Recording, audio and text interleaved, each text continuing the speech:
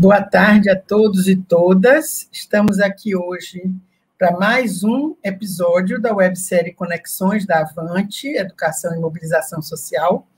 E lembrando a todos que essas conexões ficam gravadas no YouTube. Quem não pôde assistir hoje, ou quem teve que interromper, volta lá para o canal e assiste. E hoje nós temos um prazer enorme de ter conosco uma figura muito conhecida, que eu poderia dizer que dispensa apresentações. O tema hoje é o Plano Nacional Primeira Infância e as políticas públicas para a primeira infância, e nós vamos conversar com Vital de Donê. Apesar de eu dizer que ele dispensa apresentações, eu não vou me economizar em dizer quem é Vital de Donê. Vital de Donê é uma pessoa chave para as questões da primeira infância no país, é alguém que tem sempre estado no lugar do defensor e de defensor das políticas públicas para a primeira infância. Vital é um membro fundador da Rede Nacional Primeira Infância, participou como coordenador da Secretaria Executiva no biênio 2009-2010, como integrante da UMEP na época, e continua participando ativamente de todas as secretarias executivas da rede, porque ninguém dispensa o apoio, o conhecimento e o trabalho dele. Vital é também participante desde sempre, muito antes da Rede Nacional, né? Vital estava na Constituinte, defendendo a ideia de criança como prioridade absoluta, esteve nas lutas pelo Fundeb, naquele movimento das fraldas pintadas, e, finalmente, na Rede Nacional, ele tem sido um grande articulador da elaboração dos planos nacionais, Plano Nacional pela Primeira Infância. Nós tivemos um primeiro Plano Nacional em 2010, aprovado, eu vou deixar que ele conte um pouco essa história, e agora estamos já no segundo Plano Nacional Primeira Infância, revisado e ampliado, após os 10 anos do primeiro.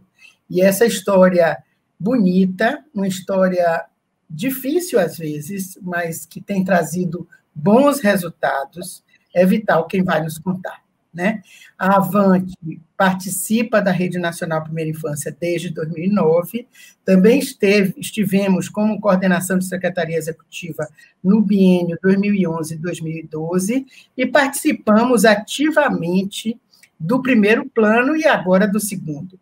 Então, mas eu vou deixar que Vital nos conte essa história do que já houve, do que já aconteceu, de quais são as mudanças, como que o plano dialoga com as políticas públicas, e neste cenário que nós hoje vivemos, de muita diversidade, de muitos retrocessos, qual o lugar de um Plano Nacional Primeira Infância? Então, com a palavra Vital, um prazer enorme em recebê-lo na nossa casa Avante, mesmo que virtual. Muito obrigado, Tereza, pelo convite. Eu digo assim, você tem uma confiança muito grande de que eu possa dizer coisas interessantes. Eu vou me esforçar, sim, e com alegria eu faço. Atendi com todo prazer esse convite da Tereza, da Avante, primeiro porque a Avante é uma instituição séria, competente, que tem uma história muito bonita e de grande impacto na transformação das condições de vida das crianças, sobretudo das crianças dos ambientes mais vulneráveis. Então, esse lado humano, social, com competência técnica, faz com que a gente tenha alegria de estar ao lado da Avante e trabalhando junto, no meu caso agora, nessa live, uma segunda, que já tive a alegria de uma outra. E também o prazer de conversar sobre o Plano Nacional Primeira Infância, porque o Brasil tem um plano maravilhoso para cuidar das suas crianças, de todas as infâncias brasileiras. É um plano feito com a participação da sociedade, do governo, é um plano que foi revisto agora, como a Tereza disse, atualizado.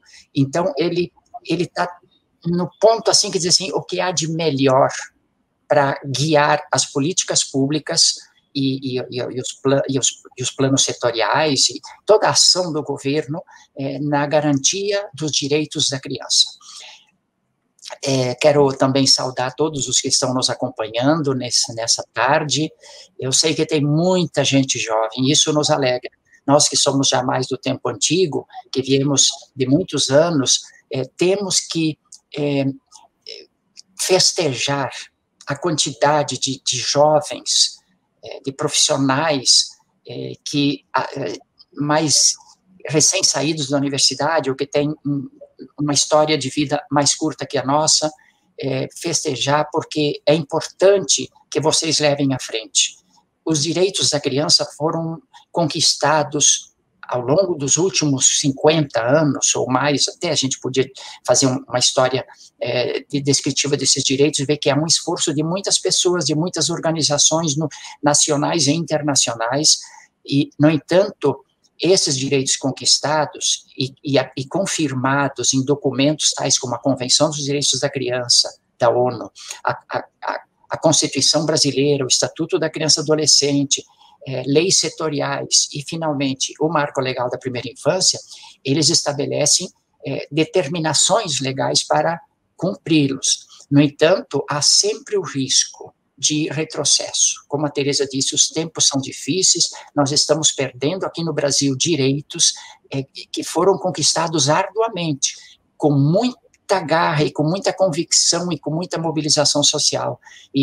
Então, nós precisamos estar atentos, e vocês, jovens, que estão agora nessa grande força nacional para assegurar a manutenção dos direitos, nenhum direito a menos, também vocês vão ter a alegria de ter direitos a mais. Por exemplo, nós acrescentamos no Plano Nacional Primeira Infância o direito à beleza, é um direito novo, depois eu comento um pouco sobre isso, mas vocês vão encontrando, à medida que o tempo passa, que a experiência de vocês aumenta, que as ciências vão dando mais subsídios, mais informações técnicas, formações de base de pesquisa, de conhecimento sobre o desenvolvimento da criança, mais percepções vocês vão tendo de direitos que precisam ser reafirmados ou afirmados. Então, eu gostaria de falar sobre o Plano Nacional Primeira Infância numa perspectiva global, né, das políticas, né, começando na legislação, indo para as políticas e chegando nos planos. Então, eu peço para Roberta colocar esse slide, em que a gente comenta um pouquinho sobre como que se constrói, quer dizer, o conceito de políticas e planos. Temos primeiro, na primeira bola azul aí de cima da esquerda, os conceitos que a gente tem de criança, de pessoa humana, de infância, de juventude, os conceitos de valores, são os dados da ciência, tem as experiências profissionais, a gente tem os princípios que regem, digamos, a nossa mente, a nossa vida e a nossa sociedade. Bom, esses princípios formam um conjunto que a gente poderia dizer assim, a cultura do entendimento da sociedade humana, mas eles são registrados em documentos que lhe dão amplitude e estabilidade. E esses são os referenciais legais, né? A Constituição, as convenções internacionais das quais os países são signatários e passam a ser leis internas do seu próprio país, a Constituição, no caso, a nossa Constituição Federal de 88, temos leis setoriais, temos leis globais, como o Estatuto da Criança e Adolescente, o Marco Legal da Primeira Infância, que abordam muitos temas, e temos leis específicas, setoriais, por exemplo, a Lei Menino Bernardo, especificamente sobre o direito de ser educado sem violência, com afeto, com amor, com diálogo, né? Bom, e tem os decretos também que entram no conjunto de normas. Bom, tudo isso que está no quadro legal, ele tem que passar para as políticas públicas, as políticas do Estado e as políticas de governo. Há uma diferença entre política de Estado e política de governo, no sentido de que a de Estado é aquela que pertence à cultura da sociedade, pertence ao compromisso com a população, com a sociedade de forma permanente, estável. E as políticas de governo são aquelas de uma gestão determinada. Vocês agora vão eleger prefeitos e prefeitas, né, para os seus municípios. O prefeito, ele vai assumir recebendo já um cabedal de políticas de Estado. Política de educação, por exemplo, a política de saúde pública, a política de assistência social, a política de cultura, etc. São políticas de Estado que ele tem já como cabedal, como acervo para a sua gestão. Mas ele também vai fazer políticas do governo dele e diz assim, eu tenho esse entendimento de que criança tem direito a brincar, e brincar não só em casa e na creche ou na pré-escola, mas brincar na rua, brincar na cidade, brincar em todos os espaços. Se ela está aguardando num consultório médico, é preciso que ela não fique 1 hora sentadinha lá, enquanto a mãe aguarda ou o pai aguarda ser atendido, e que ela possa ter espaço de interação e brincadeira naquele lugar.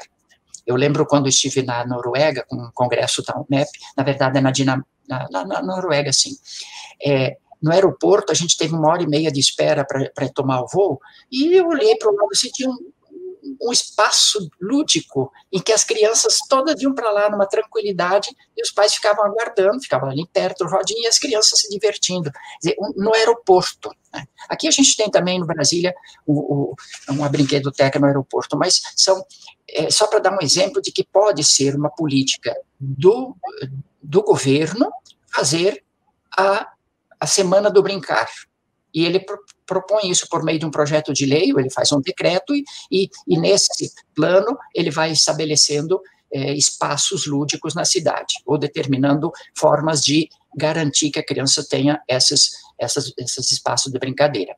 Pois bem, então, tendo essas políticas, tendo essas políticas, é preciso plano de ação. Porque a política é a definição de uma intenção de governo. O que ele quer fazer, o que ele deve fazer, e guia a ação governamental. Mas é preciso que ele tenha também um instrumento prático, operativo, que a gente chama de plano de ação. Esses planos e programas, projetos, serviços, eles podem ser planos setoriais, por exemplo, o Plano Nacional de Educação é um plano de ação para o governo atuar no campo educacional, desde do nascimento da criança até o fim da vida, quer dizer, desde da creche, da educação infantil, até a educação de jovens e adultos. E é um plano setorial de educação. O Plano Nacional de Saúde é um plano setorial. O Plano Nacional de Assistência Social, por sua vez, também. Agora, e esses planos, eles focam um aspecto específico. No caso, o Plano Nacional de Saúde, ele vai abordar todas as questões relativas ao bem-estar e à saúde da criança, do adolescente, do jovem, do adulto, do idoso, etc., da comunidade, da prevenção, mas sempre há o foco no bem-estar, na saúde da população e das pessoas. Por sua vez, um plano sobre o direito de brincar, ele vai focar a dimensão brincante das pessoas, e sobretudo das crianças, e os espaços e tal, mas aquilo ali não está preocupado, digamos, com outros setores. Já um olhar mais abrangente da pessoa, e sobretudo, eu vou me situar no caso da criança, um olhar que pega a criança na sua integralidade como pessoa, não se satisfaz com o plano setorial. Ele pensa em um plano que aborde o conjunto dos direitos da criança. E aí a gente já chama um plano global, um plano multissetorial, porque setor é setor. Veja bem, a palavra setor vem do latim, que sim, sector é um corte, uma cisão, um recorte. Seccionar, quando a gente diz assim, vamos seccionar, vamos cortar, fazer pedacinhos. Né? Então, quando a gente diz os setores governamentais, educação, saúde, cultura, assistência, meio ambiente, são pedacinhos de uma realidade complexa. Mas hoje a gente tem que pensar muito na interação de todos os elementos, não só no caso do meio ambiente, mas também da relação do ser humano com a natureza, do ser humano com os objetos, das pessoas entre si, mas também com o ar, a água, as plantas, os animais. Então, pensando no conjunto, nós não vamos conseguir resolver os problemas da sustentabilidade do planeta Terra, digamos assim, combatendo só a erosão ou a poluição do ar. É preciso cuidar da água, é preciso cuidar do rio, é preciso cuidar do mar, é preciso cuidar da terra, né, dos agrotóxicos, é preciso cuidar da educação da pessoa para relacionar-se bem com a natureza e respeitar a natureza, e encontrar formas de convivência respeitosa em vez de ser destrutiva. Então, veja, tudo se articula, por isso que os ODS, que são os Objetivos do Desenvolvimento Sustentável, eles não pensaram apenas no meio ambiente, eles pensaram em 17 áreas importantes que não podem faltar e não podem atuar desintegradamente. Então, ali tem educação, tem saúde, tem trabalho, tem meio ambiente, tem as questões do mar e do ar, tem as questões da produção agrícola, da alimentação saudável, da sustentabilidade, né, da segurança alimentar, tem a redução da pobreza, da desigualdade, né, e etc. Então, são 17 objetivos, todos articulados, inclusive os 5 que a gente vê lá citado, a criança pequena, tem a ver com a sustentabilidade do planeta Terra. Depois eu comento um pouco sobre isso, que nós temos no Plano Nacional Primeira Infância um capítulo sobre os ODS. Vejam como o Plano Nacional Primeira Infância é um plano multissetorial. Ele abrange praticamente todos os setores que constituem a serviços, ou que fazem serviços de atendimento de um ou de outro direito da criança. Então, ele reúne num conjunto, todos esses elementos, esses componentes, esses setores, numa visão holística global da criança.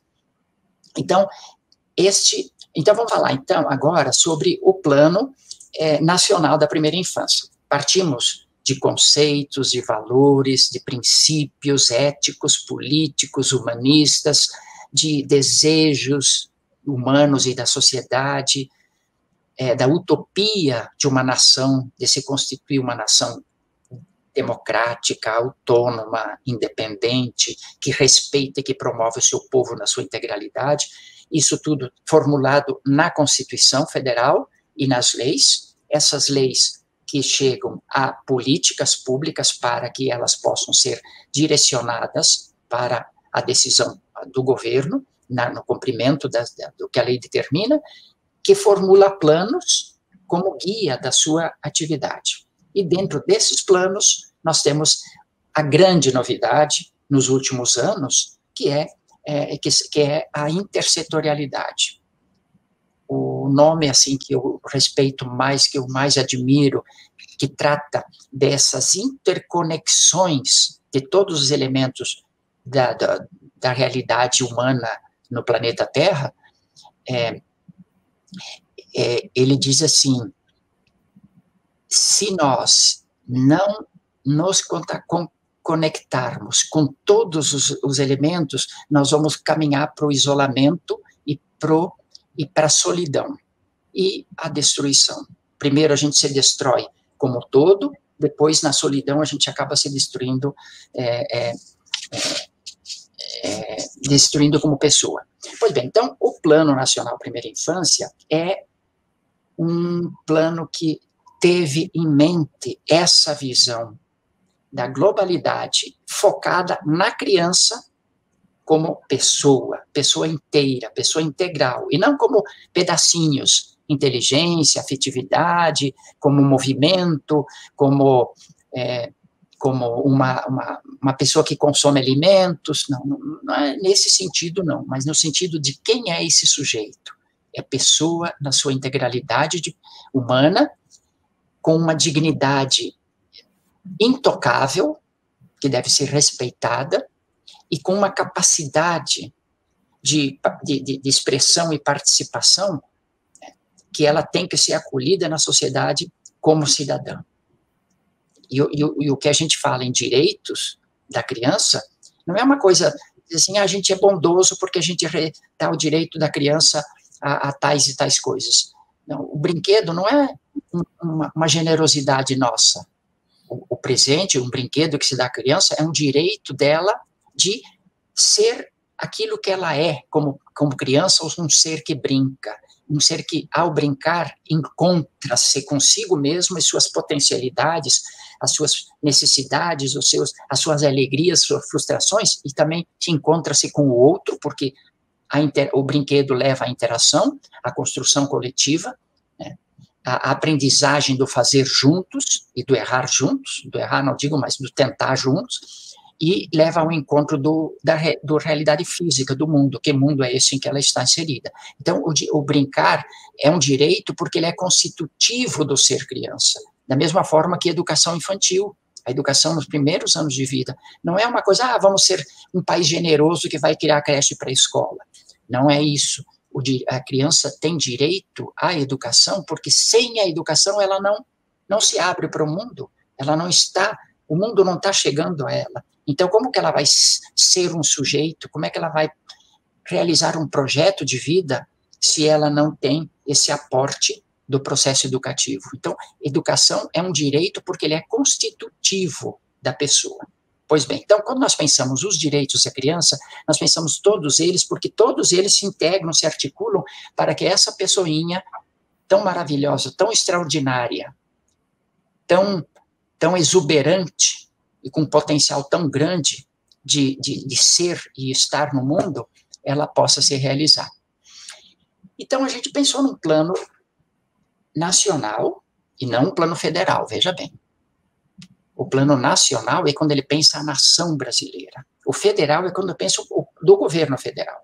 O governo federal pode ter um plano, como ele tem o plano o Criança Feliz, é um plano federal, para o qual ele oferece recursos para os estados e municípios, sobretudo os municípios, que queiram aderir ao seu plano federal, e aí eles passam a ser co-executores.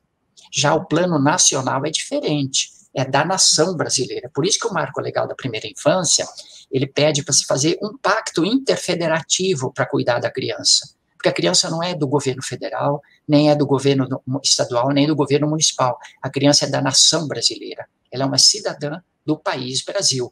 E quem tem que cuidar dos direitos da criança, além da família e da sociedade, é o Estado. E vejam o artigo 227 da Constituição. Quem é o Estado? O Estado não é o Estado da Bahia, não é o Estado do Acre, é o Estado brasileiro. E o Estado brasileiro é constituído da União Federal, os estados, Distrito Federal e municípios. Veja bem, então, o artigo 227 da Constituição determina que a União, os estados, Distrito Federal e municípios cuidem integralmente e com absoluta prioridade das crianças e dos adolescentes, para que todos os seus direitos sejam garantidos. Então, a gente fala plano nacional e não plano federal.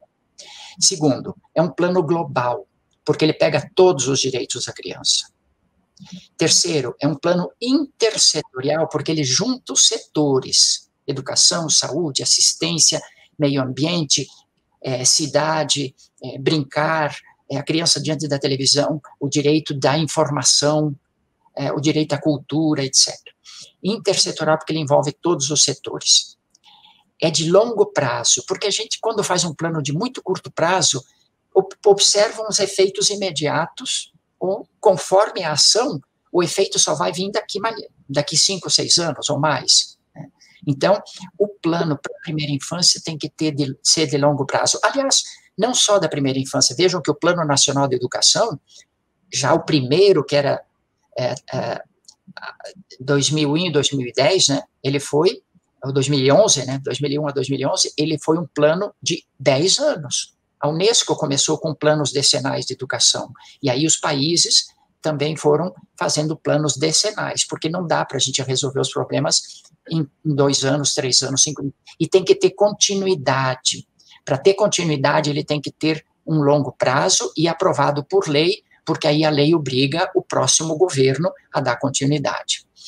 E uma coisa importante do Plano Nacional é que ele foi elaborado com a participação governo e sociedade. Claro, em 2009 a 2010, nós tivemos um ambiente muito favorável por parte de todos os setores do governo para a primeira infância. E, então, todas as secretarias, os ministérios se envolveram com garra e vontade e ajudaram muito a construir o plano. Mas a sociedade também, porque dentro da Rede Nacional Primeira Infância, na época a gente tinha 70 organizações, mais ou menos, membros da rede. Hoje nós temos 250 ou mais. Então, essa quantidade de organizações da sociedade e do governo são menos, né?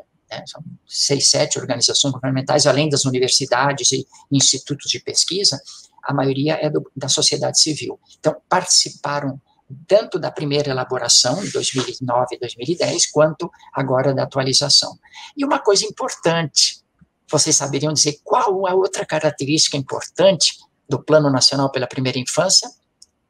Veja, eu falei que é nacional, que é global, que abrange todos os direitos, falei que é intersetorial, longo prazo, que tinha participação do governo e sociedade. Qual seria mais uma característica que foi inovadora em políticas públicas, em planos de governo, ou plano de Estado? A participação das crianças. As crianças participaram de um plano nacional de primeira infância? O que elas entendem disso? O que elas entendem de diagnósticos e estatísticas? Olha, não é isso que a gente quer que as crianças falem. A gente quer que as crianças falem sobre si, sobre sua vida, sobre sua família, sobre o seu ambiente, seus coleguinhas, e elas falaram. As crianças estão antenadas a tudo que as rodeia. Agora, por exemplo, na pandemia, quando a gente fez várias conversas com pais, me encantava ouvir os pais dizendo: puxa, eu não sabia que meu filho é tão inteligente, como é que ele descobriu isso? A mãe: olha, eu fiquei encantado eu antes não tinha tempo, não observava, ele ia para a creche, ou eu ficava com os irmãos em casa, pequeninhos, e eu chegava de noite, saía cedo, e agora tive que conviver com esse filho e essa menina, e fui vendo que extraordinária capacidade e velocidade de percepção, de aprendizagem. Então, é isto, a criança é uma explosão, é um vulcão em erupção, se a gente der oportunidade. É muita coisa que surge de dentro dela. Não como uma coisa que tivesse guardado, mas é na interação. À medida que o ambiente está provocando e possibilitando, vai suscitando dentro dela essas construções. Então, e é uma construção da criança e é uma capacidade dela. Por isso que Piaget chama de construtivismo, né? Pois bem, então, a participação das crianças foi um ponto importantíssimo. Em 2009 a 2010, foi elaborado o plano, o primeiro plano, né, e ele tinha uma vigência até o ano 2022. Por que 2022? Não seriam de 10 anos, então 2010 e 2020? Olha, meus amigos, minhas amigas, em 2022, o Brasil vai comemorar 200 anos da independência. E nós teve uma intuição naquela época, o grupo que estava na construção do plano, puxa, quando o Brasil comemorar 200 anos da sua independência, ele tem obrigação e deve ter a alegria de apresentar um novo panorama das condições de vida, de qualidade de vida e de desenvolvimento das crianças pequenas. Então, vamos marcar o ano 2022, o ano do bicentenário, como um término para a gente ver que progresso se obteve nesses 12 anos. No entanto, no ano passado e neste, 2019 e 2020, a gente achou necessário rever o plano e atualizá-lo. Por que atualizar? Bom, todo plano de longo prazo, ele tem normalmente no meio do caminho uma revisão para ver se ele está indo bem, que resultado está tendo, que falhas ele tem, que ausências estão se manifestando no plano, que novidades ele tem que acrescentar. Pois bem, então, isto foi que a gente procurou responder no ano 2019, 2020, revendo e atualizando o plano. Nessa atualização, novamente, nós tivemos a participação da sociedade. A Avante foi uma das organizações, técnicos, especialistas da Avante participaram, e muitas associações da Bahia, na área do direito, da justiça, na área do governo, da sociedade, deram contribuições nos diferentes capítulos, conforme cada um sentia que ali ele tinha alguma coisa a aportar. E então, este plano teve que dar uma olhada para as novidades. Você sabe que aconteceram muitas coisas novas de 2010 para 2020. Muitas coisas novas. As políticas públicas, se vocês olham na internet, quais são as políticas públicas que foram postas em prática nos últimos, eu diria assim, desde 2006, 2007, por aí, 2005, até 2016. Nós tivemos grandes avanços no olhar do governo federal, eu estou me referindo aqui mais no governo federal, às crianças pequenas. Não vou entrar no detalhe aqui, porque não é o tema da nossa conversa, mas houve realmente coisa. Então, a gente tinha que incorporar isso no novo plano, na nova redação do plano. Além disso, surgiram os Objetivos do Desenvolvimento Sustentável, onde as crianças estão presentes também, pelo menos em 5 objetivos. Houve uma outra novidade, as empresas, por causa da lei da empresa cidadã, começaram a dar licença maternidade estendida de 6 meses, ou seja, além dos 4 da CLT, mais 2 cedidos pela empresa, e o governo retorna o que ela pagou para a trabalhadora no período desses 2 meses de licença, retorna em desconto no imposto de renda. E então nós pegamos essa mesma lei e vamos também aplicar para o homem. Então, o homem também passa a ter licença paternidade adicional de mais 15 dias. Então, mas além disso, dessa lei, dessa empresa cidadã, muitos empresários, um grande número, acho que já chega a quase 30% de algumas empresas significativas do Brasil, que já estão tendo essa atenção para os seus trabalhadores, homens e mulheres, a terem um período de convivência mais amplo com os seus bebês. E o capítulo explica, inclusive, os benefícios sociais e econômicos que empresário tem. Um outro tema muito interessante que surgiu também foi a justiça. Começou a se interessar, quer dizer, desde o ECA, né, que cria a Justiça da Infância e da Juventude, né, as varas especializadas, a Defensoria Pública também começando a criar setores específicos para a primeira infância, o Ministério Público sempre em defesa do direito da creche, do direito da pré-escola, atuando. Então, foi criando um conhecimento e uma ansiedade para saber mais de infância e criança, para que eles pudessem atuar de forma mais acertada possível, que a lei já determinava, mas que tem muita coisa que depende de interpretação e da forma de conduzir no âmbito da justiça. Então, muitos problemas que chegam na mesa dos operadores do direito, seja o Conselho Tutelar, Conselho de Direitos, seja nas delegacias da criança,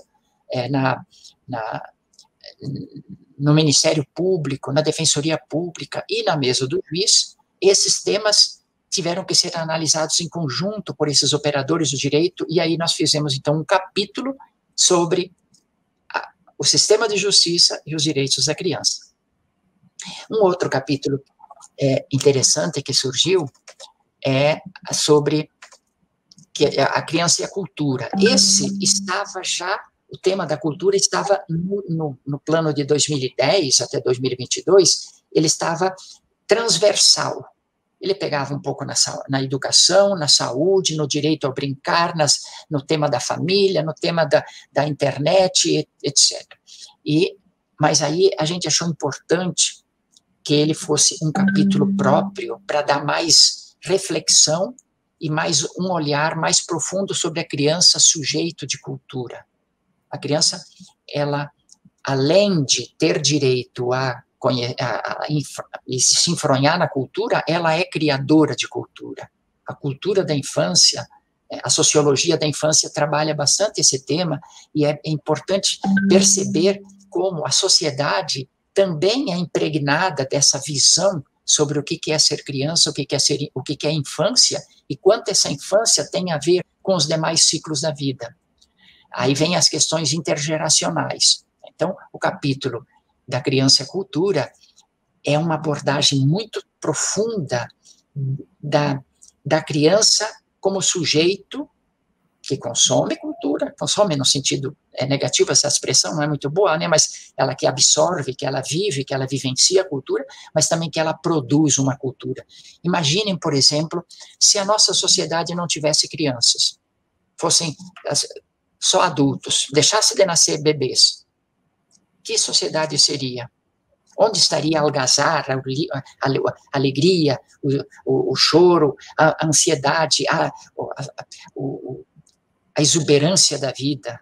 Onde estaria esse buliço da infância que tanto nos preocupa e tanto nos alegra? Então, essa cultura da infância está ali presente no capítulo. E, finalmente, um outro capítulo muito interessante, que foi um pouco de desafio a gente abordar. Quando eu digo a gente, é todos os que se envolveram na elaboração do plano. É o capítulo sobre o direito à beleza. Ah, mas vocês podiam pedir assim, mas, Vital, falar num plano nacional pela primeira infância, que tem que se preocupar, sobretudo, com as crianças dos ambientes mais vulneráveis, porque a função do Estado é estabelecer os direitos iguais, o direito de todos, garantir de todos, e com prioridade para aquelas que estão à margem desses direitos, para que a gente crie uma sociedade mais justa, menos desigual, que todas as pessoas que nascem para a vida têm direito a se expressar e participar na sua inteira dignidade e capacidade. Falar em direito à beleza, olha, não é o direito não é uma visita a um museu, ou assistir uma peça de teatro, ou escutar uma orquestra sinfônica. Também isso é experiência estética, também isso é encontro com a beleza. Mas existe uma beleza mais profunda, que é aquela que está dentro do significado das coisas. Belo é quem é autêntico, bela é quem é sincera, belos são todos aqueles que produzem o bem. Essa beleza não é a mesma da beleza estética de um determinado padrão que se convencionou chamar de bonito. A beleza pode estar na mesa de uma família pobre que conseguiu botar na mesa um feijão e arroz quentinho, uma salada bem limpa, ou uma criança poder usar uma colher para tomar a sua sopa.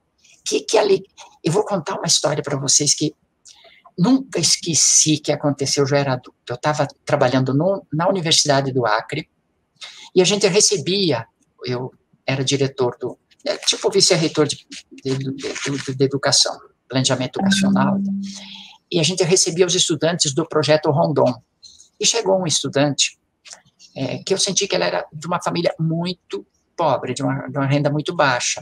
E ele disse: Vital, eu não sei o que eu vou fazer depois que eu me formar, falta um ano, e será que teria jeito de eu vir trabalhar aqui? Eu digo, vamos dar um jeito. Aí, quando ele se formou, eu chamei para ele trabalhar lá no Acre, e na universidade. E ele foi sozinho, ele era casado, tinha um filhinho, mas foi sozinho primeiro para depois trazer a família. E um dia ele me disse: Vital, o primeiro salário, sabe o que eu comprei? Uma colher. Eu não tinha sequer colher em casa.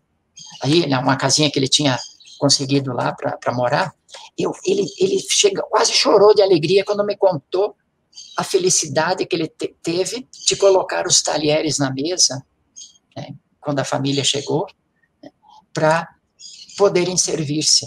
Eu digo, mas olha que coisa extraordinária, como a simplicidade de uma singeleza de uma colher causa uma felicidade tão grande. Então, assim, a mesma coisa a beleza.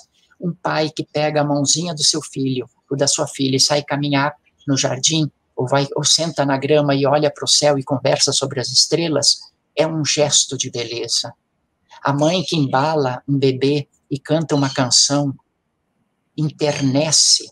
Eu acho que Deus se internece porque vê beleza num ato desse. Então, essa beleza da simplicidade, do cotidiano, nos ambientes dos mais carentes que se pode encontrar, essa criança tem direito à beleza, e não ao tapa, ao grito, à fome, à falta de roupa, à não vaga da escola. Aliás, a vaga que ela consegue numa creche tem uma beleza. O sair de casa para encontrar a professora e o outro tem uma beleza. O abraço da professora a uma criança que chega na creche tem é uma experiência estética que emociona. É preciso que a gente tenha sensibilidade para perceber isso, porque então a vida nossa passa a ser mais bonita. Dostoiévski falou, e a gente colocou isso no capítulo, acho que no Romance dos Irmãos Karamazov, ele coloca na fala de um dos personagens dele, a beleza salvará o mundo. E nós refletimos muito sobre isso, o que significa que a beleza salvará o mundo, né? Então, leiam o capítulo que tem uma reflexão sobre isso, vocês vão se encantar, é muito interessante. Então, em resumo, para fechar minha conversa, eu queria comentar o seguinte: o Plano Nacional de Primeira Infância é o que há de mais atualizado, mais profundo, mais abrangente e tecnicamente mais completo, porque ele contou com a experiência dos profissionais de alto nível brasileiro, que o Brasil tem para olhar para suas crianças e dizer assim, vamos cuidar bem delas, com base no Plano Nacional. E esse Plano Nacional, ele não se fecha em si mesmo. Ele propôs plano estadual, que os estados e o Distrito Federal também elaborem seus planos, e que os municípios também elaborem seus planos, que a gente chama de PMPI, Plano Municipal pela Primeira Infância. Na Bahia, vocês têm vários municípios que elaboraram seus planos, uns estão aplicando, outros agora, na campanha que está sendo feita, a campanha eleitoral, né, a Rede Nacional Primeira Infância criou uma campanha para sensibilizar os candidatos e as candidatas a prefeito e prefeita sobre a primeira infância. Por que a primeira infância deve ter um olhar zeloso, cuidadoso? Por que ela deve ser prioridade do município? Não só porque a lei manda, mas porque existe uma razão científica e uma razão humanista de que a criança tem que ser cuidada em primeiro lugar, e bem cuidada. E, então, sensibilizar os candidatos e as candidatas para isso, e eles assumir um termo de compromisso de que, se forem eleitos, eles vão colocar a primeira infância na agenda prioritária dos seus municípios e vão depois cumprir isso. E eu quero estender, hein, Tereza, esse lembrete para todos os que estão nos assistindo. Eu sei que muita gente acompanha essas lives da Avante. No seu município, o candidato ou a candidata ainda não recebeu a carta da campanha Criança é Prioridade e não assumiu o termo de compromisso, aproveitem esses últimos dias, mandem por WhatsApp para ele, ou por e-mail, ou por telefone, comuniquem, olha, estou mandando aí para você ver esse termo de compromisso, ler a nossa carta e se comprometa com a primeira infância, porque daí seu nome vai estar lá no mapa do Brasil, e nós estamos divulgando os nomes dos candidatos que assinaram já, e depois a gente vai dar um apoio para os eleitos e as eleitas a fazerem o seu plano municipal pela primeira infância, porque aí ele vai olhar para a criança com foco nos seus direitos totais e fazer um plano de longo prazo para ele e para os próximos 2 outros prefeitos darem continuidade. Bom, e o Plano Nacional Primeira Infância termina com um capítulo final, que é o Plano Nacional Primeira Infância frente à pandemia do coronavírus. Este é um momento grave, é um momento triste, é um momento sério, apesar de a autoridade maior do país ridiculariza, né, os 163 mil mortos. E o Brasil não é um país que se pode dizer de gente frouxa, é um país de gente valente, competente e que luta para viver, luta para se desenvolver. Então, nós temos que, considerando todos esses problemas agravados pela pandemia, pelo isolamento social, olhar com mais carinho, com mais atenção, com mais presença para as famílias e as crianças mais vulneráveis, porque elas estão sofrendo mais. Não apenas a mortalidade está maior entre esses grupos de renda mais baixa, mas, sobretudo, porque elas estão sofrendo mais com o desemprego, com a redução do salário, com o subemprego, com o isolamento, e as crianças pequenas, que não estão indo à creche para a escola, e que também tampouco podem ficar num espaço pequenininho, apertadinho, de 2 cômodos, ou 1 cômodo, ou 3 da casa, entre muitas pessoas, acabam não fazendo isolamento, não tendo as interações que precisam, e aí vem o problema de saúde mental.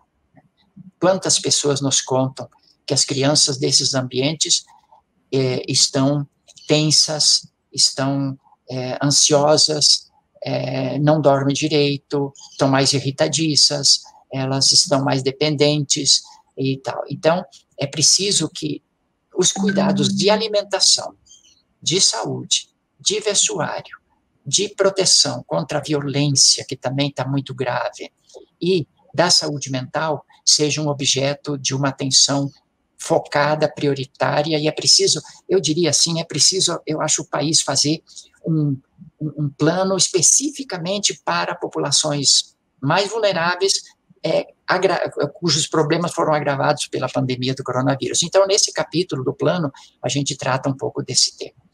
E aí, nós podemos concluir essa nossa conversa, que eu acho que vocês já estão cansados, com esse lembrete. Vamos conversar, vamos convencer os candidatos e as candidatas a assumirem o compromisso com o Plano Municipal pela Primeira Infância, e eles fazerem esse plano, depois vamos organizar uma forma de apoiá-los tecnicamente para que eles façam um bom plano e implementem. Aqueles municípios que já têm, que melhorem o plano, que aperfeiçoem, que atualizem o plano com base no Plano Nacional pela Primeira Infância. E, com isso, nós vamos dar um passo à frente. Eu acho que o município, nesse momento em que o federal está muito fraturado, muito fragmentado, muito sem uma política promotora do desenvolvimento, sem uma política que articule os diferentes setores, é preciso que os municípios sejam com seus estados, protagonistas de uma política efetiva para a primeira infância. E aí, então, o convite final é que vocês leiam o Plano Nacional pela Primeira Infância. A Maria Tereza Lavante tem o plano em forma digital, pode enviar para os que participaram dessa live. Vocês escolham o capítulo que lhe interessa, não esqueçam as primeiras partes, porque ali são as concepções. A gente precisa ter uma concepção clara de quem é a criança, o que é esse ser humano criança, o que é a infância, a diversidade das infâncias, a diversidade entre as crianças, mas a singularidade de cada uma. Então, aí estão essas concepções. Depois nós temos as diretrizes políticas, administrativas e técnicas, depois nós temos o propósito, o que é que o Brasil deve fazer por suas crianças, o que é que ele está fazendo e o que é que ele deve fazer em cada um dos 18 capítulos das ações finalísticas. Então, muito obrigado pela sua atenção e eu estou disponível tanto agora quanto em qualquer momento para, se tiverem alguma dúvida, alguma questão que gostariam de fazer, Com todo prazer. Muito obrigado. Obrigada, Vital. É sempre um prazer enorme lhe ouvir e ver desse seu encantamento e do seu compromisso com a infância, que se traduzem em muito trabalho, em muita dedicação, e muita articulação e mobilização, né? Você é uma pessoa que é fundamental nesse esforço que tantos fazemos para colocar a criança no centro da vida do país, né? E agora eu queria me antecipar a, porventura, perguntas que haja. Eu estava aqui pensando, como você falou, quando o Plano Nacional Primeira Infância surgiu, o primeiro, em 2010, nós tínhamos um contexto, como você mesmo disse, muito favorável, né? Eu acho que se a gente... Eu, outro dia, estava fazendo um apanhado de educação, na área de educação, de tudo o que aconteceu de 2000 até 2016, quantas coisas foram construídas, né? Não só no aspecto legal, mas nas práticas. Foram avanços enormes. E isso corta o coração, a gente vê como eles rapidamente podem ser perdidos. Como a gente tem presenciado perdas, né? Quem é de várias áreas, saúde, educação, segurança, proteção, direito da mulher, a gente está vendo as coisas serem derrubadas ou postas de lado nesses últimos anos. Quando a rede lançou o primeiro plano, e você foi um artífice disso tudo, nós tivemos um apoio enorme da Secretaria de Direitos Humanos. Eu me lembro que houve uma apresentação formal, a Secretaria encampou aquela ideia e o CONANDA aprovou. Eu queria que você nos dissesse para quem está aqui conosco, qual é a importância do plano ser assumido pelo governo da época e ter uma aprovação de um órgão como o CONANDA, e qual é o status desse nosso novo plano agora em relação a isso? Quer dizer, o que é que nós temos que fazer? Se isso é importante, o que é que tem que ser feito agora para que esse plano também avance nesse sentido? E o que é que foi decorrência que você pode pontuar que decorreu justamente dessa aprovação, desse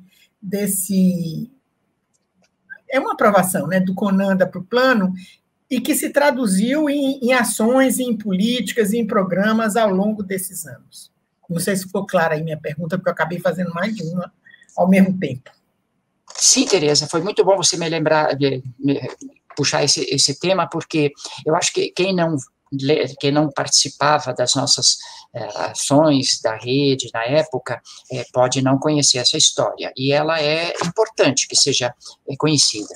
O plano foi apresentado à sociedade, né, onde nós tivemos representantes do governo, né, foi a Maria do Pilar, né, muitos conhecem, ela foi secretária da Educação Básica do MEC, tivemos do Congresso Nacional, da Frente Parlamentar da Criança e Adolescente, da Frente Parlamentar da Criança, da primeira infância, tivemos da sociedade civil, né, que foi o Daniel Cara, representando a campanha nacional, e o presidente e o representante da OPAS no Brasil, fora organizações do Unicef, Unesco e da sociedade civil. Então, foi no auditório da OPAS, da Organização Pan-Americana de Saúde, aqui em Brasília, que foi feito o lançamento de forma solene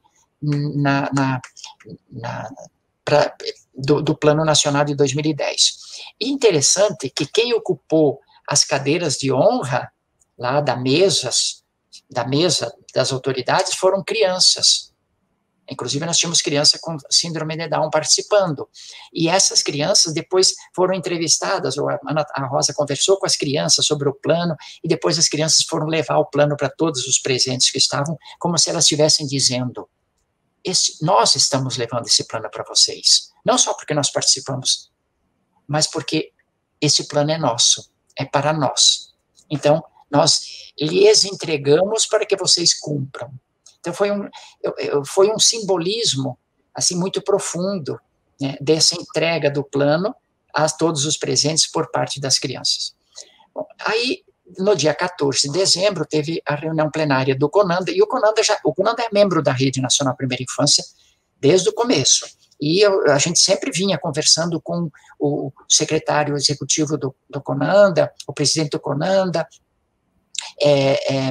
e com o Comitê de Políticas Públicas, analisando e eles dando opiniões, sugestões, e a gente aperfeiçoando o plano com eles também.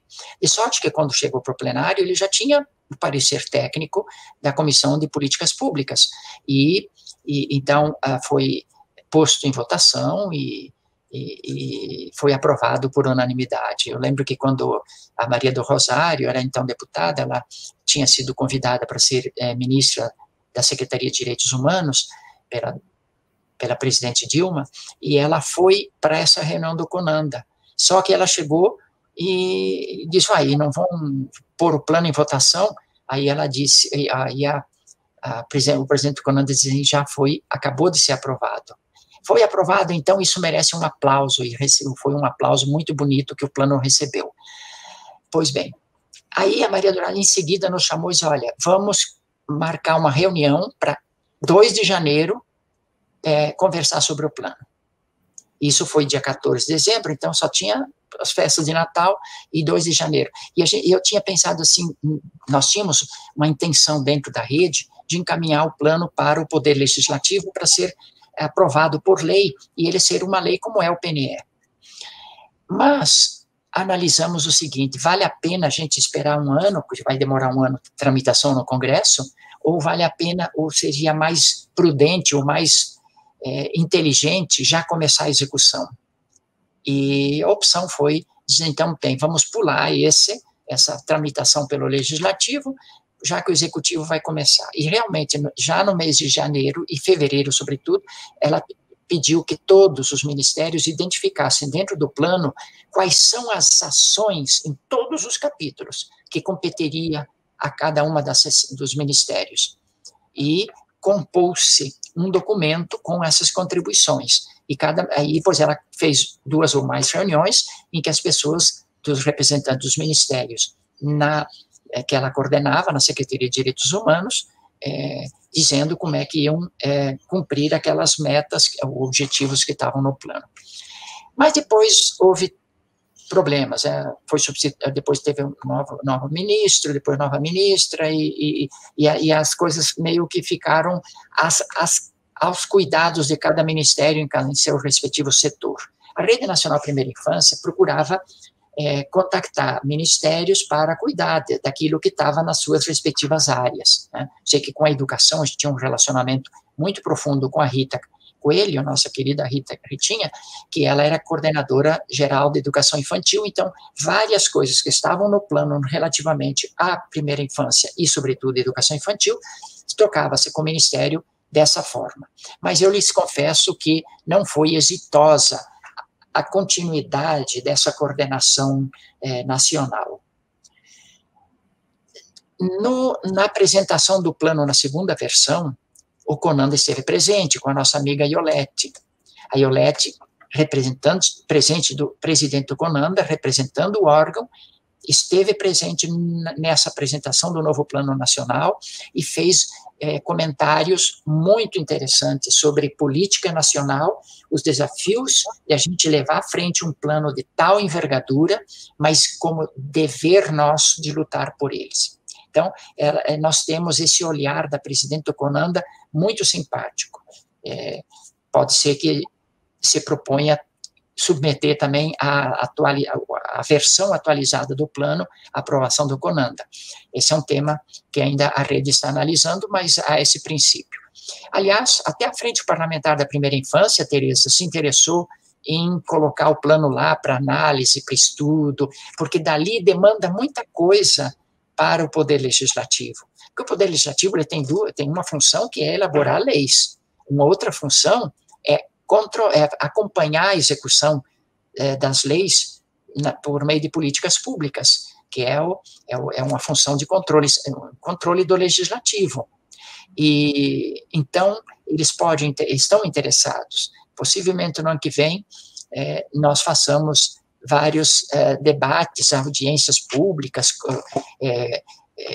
diálogos com especialistas sobre os capítulos do plano, para que o Congresso Nacional e, sobretudo, a frente parlamentar, que é uma frente bastante grande, de parlamentares de praticamente todos os partidos, se apropriem mais do que é que a Rede Nacional Primeira Infância propôs com esse plano. Então, vou continuar, viu, Vital? Não sei se, Roberta, veja aí se tem perguntas chegando, mas eu queria continuar no seguinte sentido.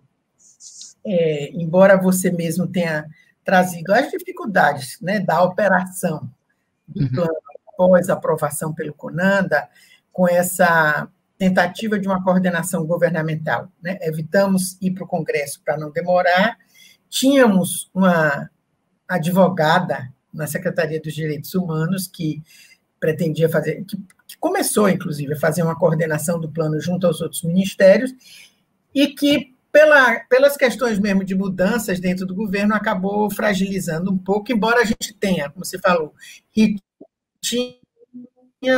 no Ministério da Saúde. Tivemos na saúde, né, Vital? A gente tinha gente muito ativa no Ministério da Saúde, Paulo Bonilha e toda a equipe dele, que avançaram também na área da saúde em relação ao plano. E no próprio direitos humanos, na questão da proteção, da prevenção à violência, houve avanços também. Eu me lembro que, na época já de Angélica Goulart, as coisas andaram também. Mas não foi uma coisa como a gente pensou. E aí, a minha questão hoje é o seguinte: quando a gente tem um executivo que não está cumprindo minimamente a sua função de coordenador de políticas públicas, que não defende a população, porque, ao contrário, né, a gente está sendo, vamos dizer assim, a absoluta ausência de uma coordenação de saúde no enfrentamento da pandemia. Não existe. A absoluta ausência do Ministério da Educação nesse momento também de fechamento de escola, um descompromisso total. Então, já que não há nenhuma coordenação no nível nacional, no nível federal, como é que, eu me pergunto, e aí coloco essa questão para você, da importância de, usar mais o legislativo, você já falou isso, eu acho que o caminho que não foi feito no outro, talvez dessa vez deva ser feito, né, de, inclusive, transformar em lei, o caminho lá mesmo que isso demore mais um pouco, e, ao mesmo tempo, de fortalecer nos municípios, porque é nos municípios que a gente vive, é nos municípios que se vai para a escola, que se vai para o hospital, que se fica doente, que se fica bom, que a gente brinca, conversa, convive e morre. É no município, né, onde nós somos seres de concretude, né, enquanto que no âmbito federal as coisas ficam mais abstratas. Então, se não seria o caso realmente agora de uma força-tarefa grande de todas as pessoas que se comprometem com a infância, de ter seus planos municipais, quer dizer, do Plano Nacional servir como essa grande referência, mas que os municípios assumam esse compromisso, já que no nível federal há pouca chance de, pelo menos no âmbito do governo, se incorporar a potência, a beleza e a necessidade que esse plano tem, né, de ser implementado. Como é que você vê essa atuação mais de ponta, de garantir que lá na ponta, pelos planos municipais, a gente consiga dar vida ao plano nacional? Muito bem, Tereza. Eu diria assim, você apontou, fez um desenho bem claro do panorama nacional e federal, sobretudo, e das possibilidades que a gente deve avaliar para prestigiar mais, para dar mais força do plano nacional. Eu acho que, sim, nós temos dois, no âmbito federal e no âmbito estadual e municipal, eu diria. Então, vamos considerar no plano federal. Primeiro, a Frente Parlamentar é a nossa aliada, é membro da Rede Nacional Primeira Infância, Frente Parlamentar da Criança e Adolescente, da mesma forma que a Frente Parlamentar da Primeira Infância, né, são as duas frentes, uma presidida pela deputada Leandra, que é a Frente Parlamentar da Primeira Infância, e outra presidida pela deputada Maria do Rosário, a Frente Parlamentar da Criança e Adolescente. Então, ali a gente tem um diálogo muito estreito e projetos de atuação em parcerias, né, com a rede. E aí o plano pode ter um espaço de consideração lá, e o que repercute, de certa forma, nas frentes parlamentares dos estados e em algum município que também tem frente de vereadores pela primeira infância, mas são poucos.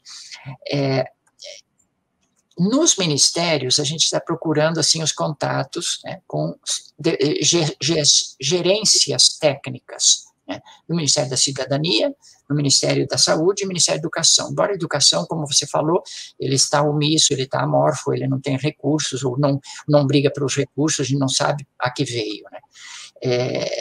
No Ministério da Saúde eu tenho um pouco de expectativa de que sim, a Política Nacional de Saúde Integral, de Atenção Integral à Saúde da Criança, que é o PNAISC, que foi elaborado sob a coordenação do Paulo Bonilha, que você, Tereza, fez a referência, mencionou, a atual coordenadora tem interesse de exatamente cumprir a Política Nacional de Atenção Integral à Saúde da Criança, que é grande parte do capítulo da saúde. Pois bem, mas tem no âmbito, além disso, no âmbito federal, nós temos a articulação com o Poder Judiciário, sobretudo com o Conselho Nacional de Justiça, que o Conselho Nacional de Justiça, tão sensibilizado pelos temas da primeira infância, criou uma proposta do Pacto Nacional pela Primeira Infância, e fez seminários regionais, selecionou boas práticas, vai ter nova seleção de boas práticas, está dando cursos primeiro foi para conselhos tutelares, para gestores da primeira infância, agora está vendo um curso de 7.000 alunos, eles querem chegar a 22.000 com a edição do ano que vem e do próximo. Então, é uma quantidade bem substancial de pessoas que ocupam posições de liderança, seja no Poder Executivo, seja na sociedade civil, e do Judiciário, para dar uma atenção maior, e o Plano Nacional Primeira Infância é uma matéria desse curso, é uma disciplina de estudo, e tem a proposição, e o Plano Municipal é outro tema de estudo desse curso. Então, a gente pensa que no âmbito federal está se costurando um conjunto de forças que podem dar maior visibilidade, maior conhecimento do Plano Nacional. Agora, a outra parte é que você mencionou muito bem, é o Plano Municipal. Só que eu anteciparia a esse plano estados também. Nós já temos o plano do Distrito Federal, temos o plano no estado do Maranhão, em que o estado se propôs a cuidar da primeira infância, e dentro desse plano tem um olhar para os municípios, para que eles possam cumprir melhor essa função de cuidado do território.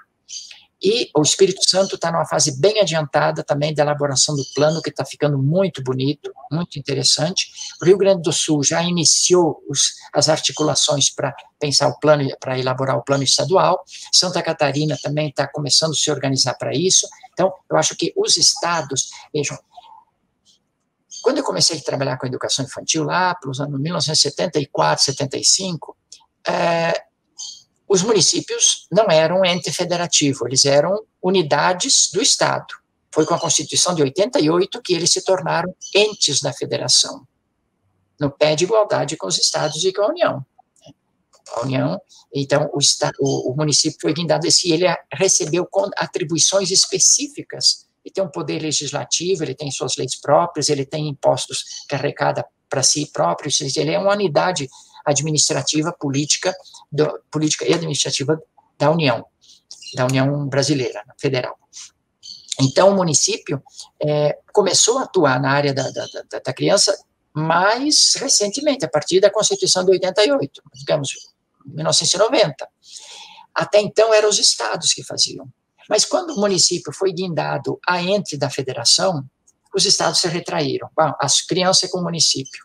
E aí se retiraram. Todos os estados tinham uma coordenação de educação pré-escolar na época, e fecharam. E muitos municípios não tinham competência, não tinham técnicos, não tinham conhecimento, e aí não fizeram nada. Então, acabou sendo um prejuízo para as políticas de primeira infância essa passagem aí entre funções do Estado, que entregaram para o município, mas não fizeram acompanhamento do município que não tinha estrutura. Mas agora, praticamente todos os municípios brasileiros têm essa possibilidade, têm técnicos, eles têm assistência técnica dos estados, e quando o Estado começa a dar assistência técnica para os seus municípios serem eficazes, efetivos no atendimento da criança, melhora muito.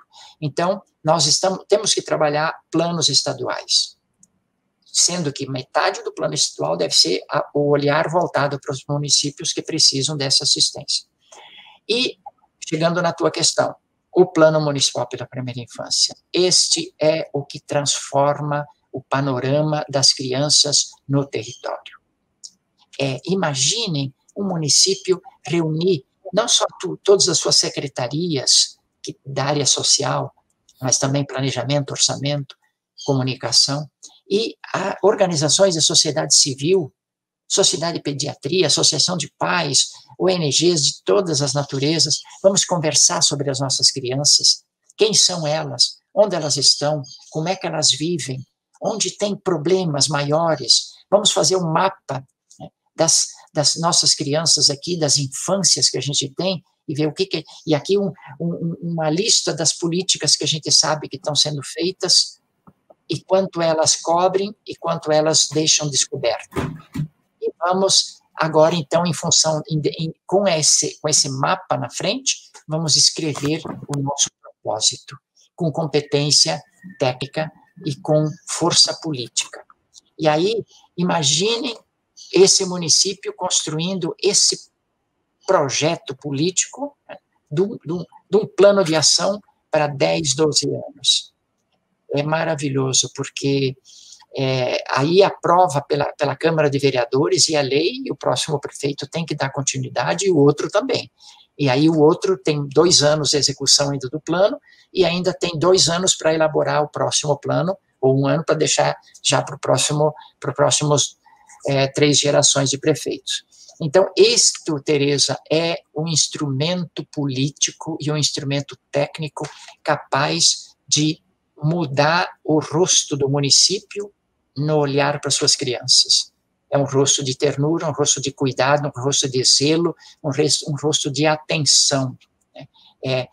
Porque ele envolve todos os órgãos do governo e membros da sociedade civil, e pensa para todas as crianças das infâncias diferentes que possam existir no município, e pensa num longo prazo. Então, eu acredito que esse é o momento da campanha de eleição e dos novos prefeitos e prefeitas que vão assumir no ano que vem, de se comprometerem de elaborar o Plano Municipal pela Primeira Infância. E aí a gente contrabalança com o vácuo federal, porque lá nos 500, imaginemos, sonhando que os 5.570 municípios tivessem um plano de longo prazo para cuidar integralmente de suas crianças. O Brasil todo estaria cuidado, né?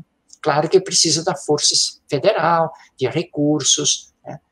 Não tirar recursos do Fundeb, porque vai tirar também recursos da creche e da pré-escola, não privatizar a pré-escola por meio de voucher, porque então está passando dinheiro público para iniciativa privada de interesse de lucro. Todas as experiências nesse sentido, todos os países que fizeram isso, está provado que não deu certo, porque ele é discriminador, ele exclui, né? Exclui os que não pagam. Mas vou dar a bolsa. Se dá uma bolsa que não equivale ao valor da mensalidade, então vai ser tratado com discriminação. Então, é preciso que a ação no governo federal também esteja presente, porque o município sozinho também não caminha.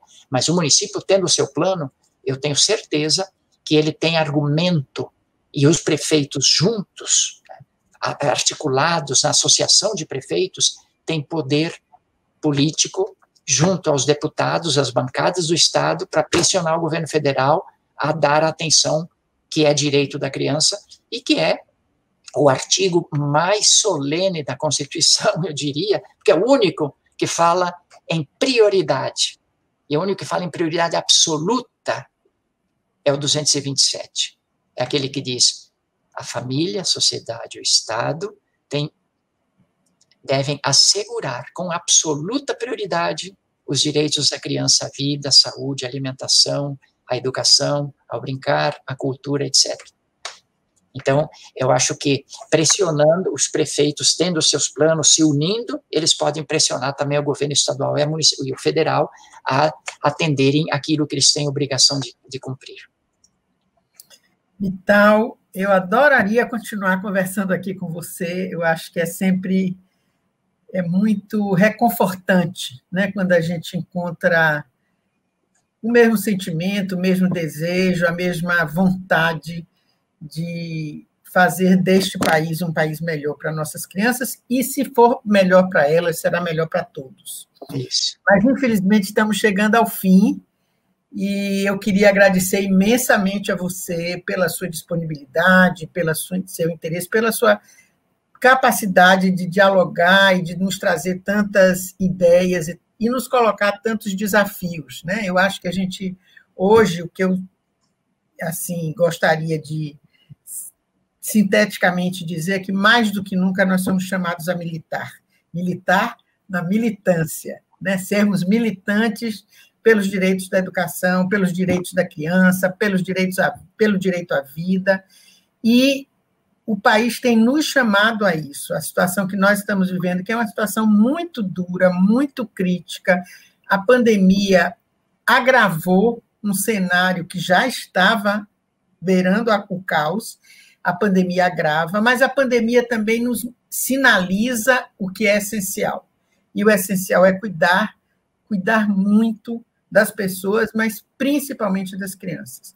Acho que o Plano Nacional nos traz uma diretriz, nos indica possibilidades e caminhos, e eu acho que a palavra é assim: vamos enraizar nos nossos territórios, né, onde a gente vive, onde a gente mora, e lutar para que nesses lugares a gente consiga avançar e a gente consiga constituir forças, como você disse, para pressionar no nível federal, seja via os prefeitos, seja via nossas próprias organizações, seja redes como a Rede Nacional, Primeira Infância, com outros movimentos e organizações, para que a gente consiga segurar o que está retrocedendo, para que a gente consiga avançar, continuar avançando como a gente vinha. Então, eu acho que é uma mensagem de esperança, mas de esperança realista na luta, na constância e num olhar muito focado para o nosso território, para a gente fazer daqui um lugar melhor. Mas eu lhe agradeço imensamente, em nome da Avante, em nome de todos nós, a sua participação, e você pode se despedir da nossa audiência aqui. Muito obrigado, Tereza, muito obrigado a todos que nos acompanharam. Eu espero que vocês tenham se entusiasmado em ler o Plano Nacional Primeira Infância e colocar ele embaixo do braço. Não vai dar, porque a não ser que usar um braço digital, porque o plano não está impresso na forma física, mas digo assim, no sentido simbólico, ele é um vademécum, um acompanhante, ele está com você, para você ver saúde, educação, a criança diante da televisão, como combater a violência contra a criança, a criança das questões de alimentação saudável. Todos os capítulos que estão lá são fascinantes, porque eles estão trazendo o que há de mais atualizado, de mais completo, de mais científico que os nossos profissionais tiveram possibilidade de dizer.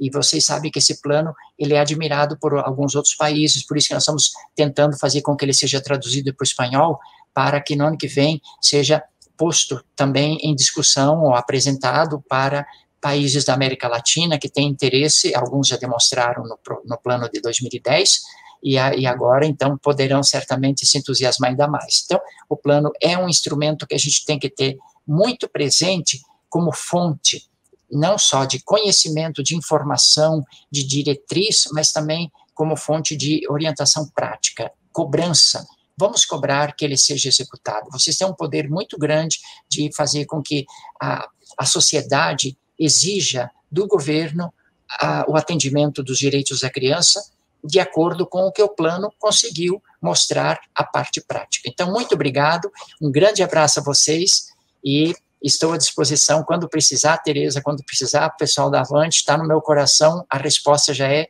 sim com S maiúsculo. Muito obrigada.